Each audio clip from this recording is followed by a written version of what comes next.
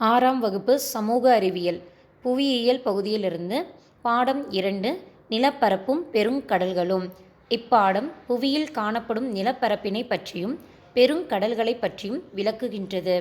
முதல் நிலை, இரண்டாம் நிலை மற்றும் மூன்றாம் நிலை நிலத்தோற்றங்கள் பற்றியும் விரிவாக எடுத்துரைக்கின்றது. புவி என்பது ஒரு பெருங்கண்டமாகும். இப்பெருங்கண்டமானது பாஞ்சியா என்று அழைக்கப்படுகின்றது. இப்பெருங்கண்டத்தை சுற்றி நீர்ப்பரப்பு பான்தலாசா ஆகும். 200 மில்லியன் ஆண்டுகளுக்கு முன்பிருந்த இந்த நிலப்பரப்பு மெதுவாக நகரத் தொடங்கியது. நாளடைவில் கண்டங்களும் பெருங்கடல்களும் தற்போது உள்ள நிலையை அடைந்துள்ளன. நிலப்பரப்பின் நகர்வு எவ்வாறு நடந்தது என்றால் அதற்கு காரணம் புவியினுள் உள்ள வெப்பம்தான் என்று அறிவியலாளர்கள் கூறுகின்றனர். வாருங்கள் இப்போது புவியை பற்றி முழுவதுமாக விரிவாக காண்போம். புவியின் மேற்பரப்பு 71% நீரால் சூழப்பட்டு உள்ளது. எஞ்சிய 29% நிலத்தால் சூழப்பட்டு உள்ளது. மேலும் புவியின் மேற்பரப்பு சீராக காணப்படுவது இல்லை. புவியில் உயர்ந்த மலைகள், ஆழ்கடல்கள் மற்றும் பல்வேறு வகையான நிலத்தோற்றங்கள் காணப்படுகின்றன. இந்த நிலத்தோற்றங்களை கீழ்க்கண்டவாறு வகைப்படுத்தலாம். முதல் நிலை நிலத்தோற்றங்கள், ஃபர்ஸ்ட் ஆர்டர் லேண்ட்ஃபார்ம்ஸ். கண்டங்கள் மற்றும் பெருங்கடல்கள் முதல் நிலை நிலத்தோற்றங்கள் ஆகும். மிக பெரும் நிலப்பரப்பினை கண்டங்கள் எனவும் பரந்த நீர்ப்பரப்பினை பெருங்கடல்கள் எனவும் அழைக்கிறோம். உலகில் 7 கண்டங்கள் உள்ளன. அவை ஆசியா, ஆப்பிரிக்கா, வட அமெரிக்கா, தென் அமெரிக்கா, அண்டார்டிகா, ஐரோப்பா மற்றும் ஆஸ்திரேலியா. உலகின் மிகப்பெரிய கண்டம் ஆசியா ஆகும். ஆஸ்திரேலியா மிக சிறிய கண்டமாகும். புவியில் 5 பெருங்கடல்கள் காணப்படுகின்றன. அவை பசிபிக் பெருங்கடல், அட்லாண்டிக் பெருங்கடல், இந்திய பெருங்கடல், தென் பெருங்கடல் மற்றும் ஆர்க்டிக் பெருங்கடல் ஆகும். இவற்றுள் பசிபிக் பெருங்கடல் மிகவும் பெரியது. ஆர்க்டிக் பெருங்கடல் மிகவும் சிறிய பெருங்கடல் ஆகும். இரண்டாம் நிலை நிலத்தோற்றங்கள், செகண்ட் ஆர்டர் லேண்ட்ஃபார்ம்ஸ். மலைகள், பீடபூமிகள் மற்றும் சமவெளிகள் இரண்டாம் நிலை நிலத்தோற்றங்கள் என அழைக்கப்படுகின்றன. தகவல் பேழை சங்க காலத்தினுடைய நில வகைப்பாடுகள். சங்க இலக்கியத்தில் உள்ள நில வகைப்பாடுகள் 5 வகையாக பிரிக்கப்பட்டன. அது குறிஞ்சி, முல்லை, மருதம், நெய்தல், பாலை ஆகும். இதில் குறிஞ்சி என்பது மலையும் மலை சார்ந்த நிலமுமாக இருந்தது. முல்லை என்பது காடும் காடு சார்ந்த நிலமும், மருதம் வயலும் வயல் சார்ந்த நிலமும், நெய்தல் கடலும் கடல் சார்ந்த நிலமும், பாலை மணலும் மணல் சார்ந்த நிலமும் என 5 வகையாக பிரிக்கப்பட்டு இருந்தது. தகவல் பேழை 2 நிலச்சந்தி என்றால் என்ன?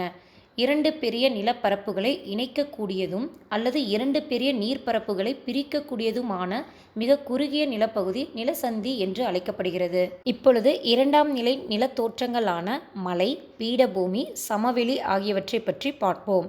முதலாவதாக மலைகள், மவுண்டைன்ஸ்.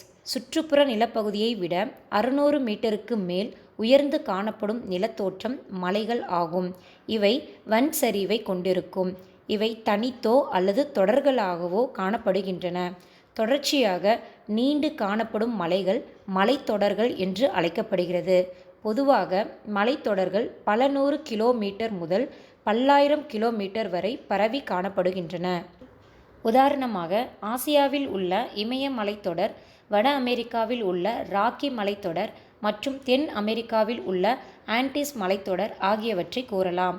உலகின் நீளமான மலைத்தொடர் தென் அமெரிக்காவில் உள்ள ஆண்டீஸ் மலைத்தொடர் ஆகும்.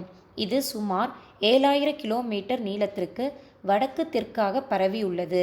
ஒரு மலைத்தொடரின் உயரமான பகுதி சிகரம் என அழைக்கப்படுகிறது. உலகிலேயே உயரமான சிகரம் இமயமலை தொடரில் உள்ள எவரெஸ்ட் ஆகும். இதன் உயரம் 8848 மீட்டர் ஆகும். உங்களுக்கு தெரியுமா, டிசம்பர் 11ஆம் தேதி சர்வதேச மலைகள் தினமாக கொண்டாடப்படுகிறது. மலைகள் ஆறுகள் உற்பத்தியாகும் இடமாக திகழ்கின்றன. இவை தாவரங்கள் மற்றும் விலங்கினங்களின் இருப்பிடமாகவும் உள்ளன. சில மலைப்பகுதிகள் சிறந்த சுற்றுலா தலங்களாகவும் கோடை வாழிடங்களாகவும் விளங்குகின்றன. உதகமண்டலம், கொடைக்கானல், கொல்லிமலை, ஏற்காடு மற்றும் ஏலகிரி போன்ற கோடை வாழிடங்கள் தமிழ்நாட்டில் அமைந்துள்ளன. பீடபூமிகள், பிளாட்யூஸ். சமமான மேற்பரப்பை கொண்ட உயர்த்தப்பட்ட நிலப்பரப்பு பீடபூமி ஆகும். இவை மலைகளைப் போன்று வன் சரிவுகள் கொண்டவை. பீடபூமிகள் 100 மீட்டரிலிருந்து பல்லாயிரம் மீட்டர் வரை உயர்ந்து காணப்படுகின்றன. உலகிலேயே உயர்ந்த பீடபூமி திபெத் பீடபூமி ஆகும். ஆகவே திபெத் பீடபூமியை உலகத்தின் கூரை என்று அழைக்கிறோம். திபெத் பீடபூமியை உலகத்தின் கூரை என்று அழைக்கிறோம். பீடபூமி சமமான மேற்பரப்பை கொண்டுள்ளதால் மேசை நிலம் எனவும் அழைக்கப்படுகிறது. பொதுவாக பீடபூமிகளில் கனிமங்கள் நிறைந்து காணப்படுகின்றன. இந்தியாவில் காணப்படும் சோட்டா நாகபுரி பீடபூமி கனிமங்கள் நிறைந்த பகுதியாகும். இந்தியாவில் காணப்படும் சோட்டா நாகபுரி பீடபூமி கனிமங்கள் நிறைந்த பகுதியாகும். எனவே சுரங்கத் தொழில் இப்பகுதியின் முக்கிய தொழிலாகும். தென்னிந்தியாவில் உள்ள தக்காண பீடபூமி எரிமலை பாறைகளால் ஆனது. தென்னிந்தியாவில் உள்ள தக்காண பீடபூமி எரிமலை பாறைகளால் ஆனது. தகவல் பேழை. தமிழ்நாட்டில் காணப்படும் பீடபூமிகள்: தருமபுரி பீடபூமி, கோயம்புத்தூர் பீடபூமி மற்றும் மதுரை பீடபூமி ஆகும். சமவெளிகள் பிளைன்ஸ். சமவெளி சமமான மற்றும் தாழ்நில தோற்றமாகும். இது கடல் மட்டத்திலிருந்து சுமார் 200 மீட்டருக்கும் குறைவான உயரம் கொண்ட நிலத்தோற்றம் ஆகும். சில சமவெளிகள் சீரற்றதாகவும் காணப்படும். பெரும்பாலும் சமவெளிகள் ஆறுகள், அதன் துணை ஆறுகள் மற்றும் கிளை ஆறுகளால் உருவாக்கப்படுகின்றன. இங்கு வளமான மண்ணும் நீர்ப்பாசனமும் இருப்பதால் வேளாண்மை தழைத்தோங்குகிறது. மக்கள் வாழ்வதற்கு சமவெளிகள் ஏற்றதாய் உள்ளன. எனவே அவை உலகில் அதிக மக்கள் தொகை கொண்ட பிரதேசங்களாக விளங்குகின்றன. மிக பழைய நாகரிகங்களான மெசபடோமியா நாகரிகம், சிந்து சமவெளி நாகரிகம் போன்றவை சமவெளிகளில் தோன்றியதை அறிவீர்கள். வட இந்தியாவில் உள்ள கங்கை சமவெளி உலகின் பெரிய சமவெளிகளில் ஒன்றாகும். தமிழ்நாட்டில் உள்ள முக்கிய சமவெளிகள் காவிரி மற்றும் வைகை ஆறுகளால் உருவாக்கப்பட்டவை. பெருங்கடல்கள் மற்றும் கடல்களை ஒட்டியுள்ள தாழ்நிலங்கள் கடற்கரை சமவெளிகள் ஆகும். தகவல் பேழை.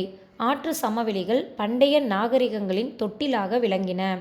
இந்தியாவில் சிந்து நதி மற்றும் எகிப்தின் நைல் நதி போன்ற ஆற்று சமவெளிகளில் நாகரிகங்கள் தோன்றி செழித்தோங்கி வளர்ந்தன. 3ஆம் நிலை நிலத்தோற்றங்கள் தேர்ட் ஆர்டர் லேண்ட்ஃபார்ம்ஸ். ஆறுகள், பனியாறுகள், காற்று மற்றும் கடல் அலைகள் போன்றவற்றின் முக்கிய செயல்கள் அரித்தல் மற்றும் படிய வைத்தல் ஆகும். இச்செயல்களால் மலைகள், பீடபூமிகள் மற்றும் சமவெளிகளில் தோற்றுவிக்கப்படும் பள்ளத்தாக்குகள், மொரைன்கள், மணற்குன்றுகள் மற்றும் கடற்கரைகள் போன்ற நிலத்தோற்றங்கள் 3ஆம் நிலை தோற்றங்களாக கருதப்படுகின்றன. புவியின் மேற்பரப்பில் உள்ள பாறைகள் அரித்து அகற்றப்படுகிறது. இவ்வாறு அரிக்கப்பட்ட பாறை துகள்கள் கடத்தப்பட்டு தாழ்வான நிலப்பகுதிகளில் படிய வைக்கப்படுகிறது. இச்செயல்பாட்டிற்கு படிய வைத்தல் என்று பெயர். அடுத்ததாக பெருங்கடல்கள் பற்றி பார்ப்போம். விண்வெளியில் இருந்து பார்க்கும்போது புவி நீல நிறமாக காட்சியளிக்கும். புவியின் 3/2 பங்கு நீர்ப்பரப்பாக உள்ளதே இதற்கு காரணமாகும். கடல்களும் பெருங்கடல்களும் இந்நீரினை கொண்டுள்ளன. பெரும் நீர்ப்பரப்பு பெருங்கடல்கள் என்று அழைக்கப்படுகிறது. முழுமையாகவோ அல்லது பகுதியாகவோ நிலத்தால் சூழப்பட்ட பெரிய நீர்ப்பரப்பு கடல் என அழைக்கப்படுகிறது. இப்பொழுது புவியில் காணப்படும் 5 பெருங்கடல்களை பற்றி பார்ப்போம். முதலாவதாக பசிபிக் பெருங்கடல். புவியின் மிகப்பெரிய மற்றும் ஆழமான பெருங்கடல் பசிபிக் பெருங்கடல் ஆகும். இது புவியின் மொத்த பரப்பளவில் 1/3 பகுதியை கொண்டுள்ளது. இதன் பரப்பளவு சுமார் 168.72 மில்லியன் சதுர கிலோமீட்டர் ஆகும். பசிபிக் பெருங்கடலின் மேற்கில் ஆசியா மற்றும் ஆஸ்திரேலியாவும், கிழக்கில் வட அமெரிக்கா மற்றும் தென் அமெரிக்காவும் எல்லைகளாக உள்ளன. இது வடக்கு தெற்காக ஆர்க்டிக் பெருங்கடல் முதல் தென் பெருங்கடல் வரை பரவியுள்ளது. இப்பெருங்கடல் முக்கோண வடிவத்தில் காணப்படுகிறது. முக்கோண வடிவத்தின் மேற்பகுதி பசிபிக் பெருங்கடலையும் ஆர்க்டிக் பெருங்கடலையும் இணைக்கும் பெருநீர்ச்சந்தியில் காணப்படுகிறது. பெரிங் கடல், சீனக்கடல், ஜப்பான் கடல், தாஸ்மானியா கடல், பிலிப்பைன்ஸ் கடல் ஆகியவை பசிபிக் பெருங்கடலில் உள்ள எல்லையோர கடல்கள் ஆகும். Indonesia, Philippines, Japan, Hawaii, New Zealand உள்ளிட்ட பல தீவுகள் பசிபிக் பெருங்கடலில் உள்ளன. புவியின் ஆழமான பகுதியான மரியானா அகழி பசிபிக் பெருங்கடலில் அமைந்து உள்ளது. இதனுடைய ஆழம் 10,994 மீட்டர் ஆகும். பசிபிக் பெருங்கடலை சுற்றி எரிமலைகள் தொடர்ச்சியாக அமைந்துள்ளதால் பசிபிக் நெருப்பு வலயம் என அழைக்கப்படுகிறது. பசிபிக் என்று பெயர் வர காரணம், ஸ்பெயின் நாட்டின் மாலுமி பெர்னாண்ட் மெகல்லன் என்பவர் பசிபிக் என பெயரிட்டார். பசிபிக் என்றால் அமைதி என்று பொருளாகும். அடுத்ததாக அட்லாண்டிக் பெருங்கடலை பற்றி பார்ப்போம். புவியின் இரண்டாவது பெரிய பெருங்கடல் அட்லாண்டிக் பெருங்கடல் ஆகும். இதன் பரப்பளவு சுமார் 85.13 மில்லியன் சதுர கிலோமீட்டர் ஆகும். இது புவியின் மொத்த பரப்பளவில் 1/6 பங்கை கொண்டுள்ளது. அட்லாண்டிக் பெருங்கடலின் கிழக்கே ஐரோப்பாவும் ஆப்பிரிக்காவும், மேற்கே வட அமெரிக்காவும் தென் அமெரிக்காவும் எல்லைகளாக உள்ளன. பசிபிக் பெருங்கடலை போன்றே இப்பெருங்கடலும் வடக்கே ஆர்க்டிக் பெருங்கடல் முதல் தெற்கே தென் பெருங்கடல் வரை பரவியுள்ளது. இப்பெருங்கடல் ஆங்கில எழுத்து எஸ் வடிவத்தை போன்று உள்ளது. ஜிப்ரால்டர் நீர்சந்தி அட்லாண்டிக் பெருங்கடலையும் மத்திய தரைக்கடலையும் இணைக்கிறது. கிழக்கு மற்றும் மேற்கு அரைக்கோளங்களுக்கு இடையேயான கப்பல் போக்குவரத்து அட்லாண்டிக் பெருங்கடலில் அதிகமாக நடைபெறுகிறது. போர்ட்டோ ரிக்கோ அகழியில் காணப்படும் மில்வாக்கி அகழி அட்லாண்டிக் பெருங்கடலின் ஆழமான பகுதியாகும். இது 8600 மீட்டர் ஆழம் உடையது. கரீபியன் கடல், மெக்சிகோ வளைகுடா, வடகடல், கினியா வளைகுடா, மத்திய தரைக்கடல் போன்றவை அட்லாண்டிக் பெருங்கடலின் முக்கிய எல்லையோர கடல்களாகும். Saint Helena, new பவுண்ட்லாந்து, Iceland, Falkland உள்ளிட்ட பல தீவுகள் அட்லாண்டிக் பெருங்கடலில் உள்ளன. அடுத்ததாக இந்திய பெருங்கடலை பற்றி பார்ப்போம். இந்திய பெருங்கடல் புவியின் 3வது பெரிய பெருங்கடல் ஆகும். இதன் பரப்பு சுமார் 70.56 மில்லியன் சதுர கிலோமீட்டர் ஆகும். இந்தியாவிற்கு அருகாமையில் உள்ளதால் இப்பெருங்கடல் இப்பெயரை பெற்றது. இது முக்கோண வடிவத்தை கொண்டுள்ளது. இப்பெருங்கடல் மேற்கே ஆப்பிரிக்கா, வடக்கே ஆசியா, கிழக்கே ஆஸ்திரேலியா போன்ற கண்டங்களால் சூழப்பட்டுள்ளது. இந்திய பெருங்கடலில் அந்தமான் நிக்கோபார், லட்சத்தீவுகள், மாலத்தீவுகள், இலங்கை, மொரீஷியஸ், ரீயூனியன் உள்ளிட்ட பல தீவுகள் காணப்படுகின்றன. மலாக்கா நீர்சந்தி இந்திய பெருங்கடலையும் பசிபிக் பெருங்கடலையும் இணைக்கிறது. இந்திய பெருங்கடலில் வங்காள விரிகுடா, அரபிக்கடல், பாரசீக வளைகுடா மற்றும் செங்கடல் போன்ற கடல்கள் எல்லையோர கடல்களாக உள்ளன. இப்பெருங்கடலின் ஆழமான பகுதி ஜாவா அகழி ஆகும். இதன் ஆழம் 7725 மீட்டர் ஆகும். அடுத்ததாக தென் பெருங்கடலை பற்றி பார்ப்போம். தென் பெருங்கடல் அண்டார்டிகாவை சுற்றி அமைந்துள்ளது. தென் பெருங்கடல் 60 டிகிரி தெற்கு அச்சத்தால் சூழப்பட்டு உள்ளது. இதன் பரப்பளவு 21.96 மில்லியன் சதுர கிலோமீட்டர் ஆகும். தென் பெருங்கடல் இந்திய பெருங்கடல், அட்லாண்டிக் பெருங்கடல் மற்றும் பசிபிக் பெருங்கடல்களின் தென் பகுதிகளால் சூழப்பட்டு உள்ளது. ராஸ் கடல், வெடல் கடல் மற்றும் டேவிஸ் கடல் இதன் எல்லையோர கடல்களாகும். ஃபேர்வெல் தீவு, பௌமன் தீவு, ஹார்ட்ஸ் தீவு போன்ற தீவுகள் இப்பெருங்கடலில் காணப்படுகின்றன. இது அருகிலுள்ள பெருங்கடல்களை காட்டிலும் குளிர்ச்சியாக உள்ளது. இதன் பெரும்பான்மையான பகுதி பனிப்பாறைகளால் சூழப்பட்டு உள்ளது. இப்பெருங்கடலின் ஆழமான பகுதி தென் சாண்ட்விச் அகழி ஆகும். இதன் ஆழம் 7235 மீட்டர் ஆகும். ஆர்க்டிக் பெருங்கடல் ஆர்க்டிக் பெருங்கடல் மிக சிறியது ஆகும். இதன் பரப்பளவு சுமார் 15.56 மில்லியன் சதுர கிலோமீட்டர் ஆகும். இது ஆர்க்டிக் வட்டத்தினுள் அமைந்துள்ளது. வருடத்தின் பெரும்பான்மையான நாட்களில் இப்பெருங்கடல் உறைந்தே காணப்படும். நார்வே கடல், கிரீன்லாந்து கடல், கிழக்கு சைபீரியா கடல் மற்றும் பேரண்ட் கடல் போன்றவை இதன் எல்லையோர கடல்கள் ஆகும். கிரீன்லாந்து தீவு, நியூ சைபீரியா தீவு மற்றும் நவோயா செமல்யா போன்ற தீவுகள் இப்பெருங்கடலில் காணப்படுகின்றன.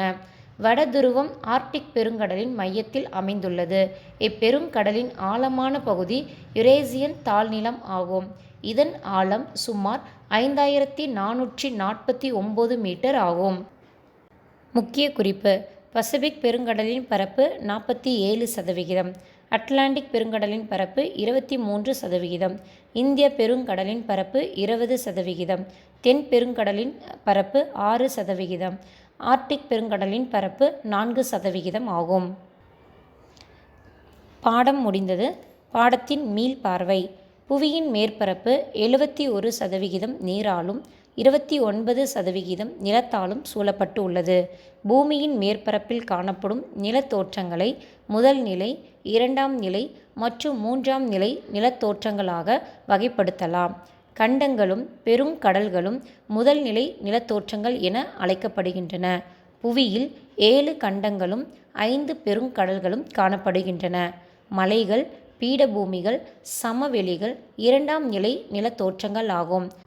பள்ளத்தாக்குகள், கடற்கரை, மணற்குன்றுகள் போன்றவை மூன்றாம் நிலை நிலத்தோற்றங்கள் ஆகும்.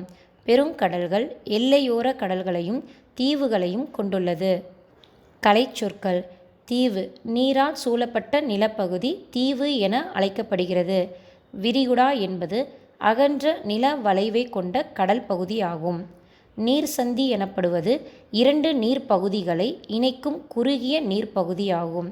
அகழி என்பது பெருங்கடலில் உள்ள ஆழமான பகுதி. தீபகற்பம் என்பது 3 பக்கமும் நீரால் சூழப்பட்ட பகுதி தீபகற்பம் என்று அழைக்கப்படுகிறது. இப்பாடத்தின் மூலம் நீங்கள் என்ன கற்றுக்கொண்டீர்கள் என்பதனை கீழ்காணும் வினாக்களின் மூலமாக உங்களை நீங்களே தற்சோதனை செய்து கொள்ளுங்கள். முதல் வினா: மிக சிறிய பெருங்கடல் எது? இரண்டாவது வினா: மலாக்கா நீர்சந்தியை இணைக்கும் சந்தி எது? மூன்றாவது வினா: அதிகமான கப்பல் போக்குவரத்து நடைபெறும் பெருங்கடல் எது? நான்காவது வினா: உறைந்த கண்டம் என்று அழைக்கப்படும் கண்டம் எது? ஐந்தாவது வினா: உலகின் மிகப்பெரிய கண்டம் டேஷ். ஆறாவது வினா: இந்தியாவில் கனிம வளம் நிறைந்த பீடபூமி எது? ஏழாவது வினா: பெருங்கடல்களில் மிக பெரியது எது? எட்டாவது வினா: டெல்டா டேஷ் நிலவகையாகும். ஒன்பதாவது வினா: தீவு கண்டம் என அழைக்கப்படும் கண்டம் எது? நன்றி.